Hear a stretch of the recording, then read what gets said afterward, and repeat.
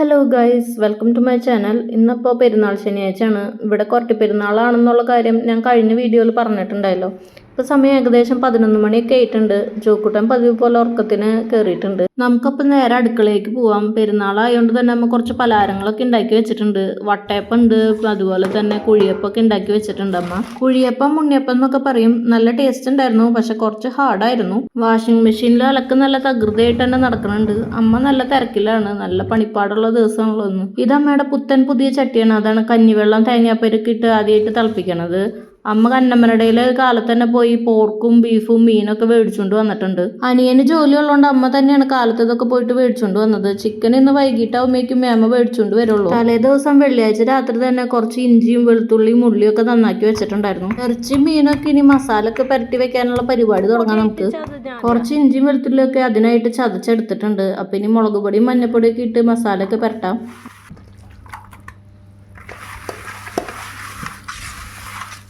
അങ്ങനെ ബീഫ് കുറച്ച് നേരം മസാല ഒക്കെ പുരട്ടി വെച്ചു. അപ്പോൾ പകുതി ആയിട്ടാണ് ബീഫ് എടുത്ത് വേവിക്കുന്നത്. എൻ്റെ വീട്ടിലുള്ളതിൽ ഏറ്റവും വലിയ കുക്കർ ഇതാണ്. അപ്പോൾ പകുതിയായിട്ട് വേവിച്ചാലാണ് നന്നായിട്ട് വേവുള്ളൂ എന്നാണ് അമ്മ പറഞ്ഞത്. മീൻ വെക്കാനുള്ള സാധനങ്ങളാണ് അമ്മ ഇപ്പം അരിയണത്. ഇവിടെ നല്ല ചൂടാണ് കേട്ടോ. ബാക്കിൽ ഷീറ്റ് ഇട്ടേക്കണ കാരണം കൊണ്ട് ചൂട് എടുത്തിട്ട് നിൽക്കാൻ പറ്റില്ല. അമ്മ മീൻ 2 കറിയായിട്ടാണ് വെക്കണത്. തലയും പിന്നെ മീനിൻ്റെ വാലൊക്കെ കൂടിയിട്ട് ഇപ്പോൾ ഉച്ചത്തേക്ക് എടുക്കാൻ വേണ്ടിയിട്ട് ഒരു കറി, പിന്നെ വൈകിട്ടത്തേക്ക് നാളെ രാവിലത്തേക്കൊക്കെ ആയിട്ടുള്ള ഒരു വലിയ കറിയും കൂടിയാണ് വെക്കണത്. നെയ്മീനാണ് അമ്മ മേടിച്ചേക്കണത്. നല്ല മാങ്ങയൊക്കെ ഇട്ട് പാല് പിഴിഞ്ഞിട്ടുള്ള കറിയാണ്. ഈ മീനിൽ നിന്ന് എടുത്ത് വറക്കണമെന്നില്ല, ഫുള്ള് കറിയായിട്ടാണ് വെക്കാനുള്ള പ്ലാൻ.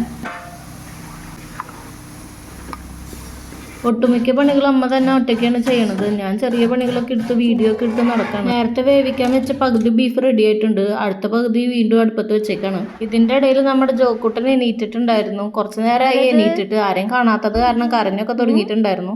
കുഞ്ഞിഡോഗാണോ അമ്മയുടെ പൊന്നോ? അമ്മ ഇപ്പം മീനിലേക്ക് 3-ാം പാലും 2-ാം പാലും ഒക്കെ കഴിച്ച് അടുപ്പത്തേക്ക് വെച്ചിട്ടുണ്ട്. അപ്പോഴേക്കും നമ്മുടെ വാഷിംഗ് മെഷീനിലിട്ട തുണികളുടെ അലക്കൊക്കെ കഴിഞ്ഞിട്ടുണ്ടായിരുന്നു. അപ്പോൾ ജോക്കുട്ടനെ അവിടെ ഇരുത്തിയിട്ട് ഞാൻ തുണികളൊക്കെ ഇങ്ങനെ വിരിച്ചിട്ടാണ്. മസാല ചെറുതായിട്ട് ചൂട് കയറാനായിട്ട് പുറത്ത് വെച്ചിട്ടുണ്ടായിരുന്നു. അപ്പോൾ അതൊക്കെ എടുത്തുകൊണ്ട് വന്ന് മസാലയൊക്കെ പൊടിച്ചെടുക്കാണ്. മീൻകറിയൊക്കെ നന്നായിട്ട് തിളച്ച് വന്നിട്ടുണ്ടായിരുന്നു. അപ്പോൾ ചെറുതിയിലിട്ട് 1-ാം പാൽ ഒഴിച്ച് കൊടുക്കാണ്. മീൻകറി കാച്ചാനായിട്ട് ഉള്ളിയും മുളകൊക്കെ മൊരിച്ച് കറിയിലേക്ക് ഇട്ട് കൊടുക്കുന്നുണ്ട്.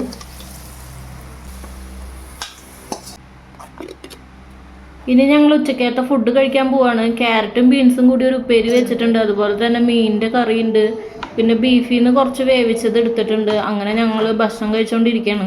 വൈകുന്നേരം ഞങ്ങൾ കൊട്ടിപ്പള്ളിയിലൊക്കെ പോയായിരുന്നു. അപ്പോൾ ഇന്നത്തെ ബാക്കി വിശേഷങ്ങൾ അടുത്ത വീഡിയോയിൽ ഞാൻ കാണിക്കാം. അപ്പോൾ ബൈ.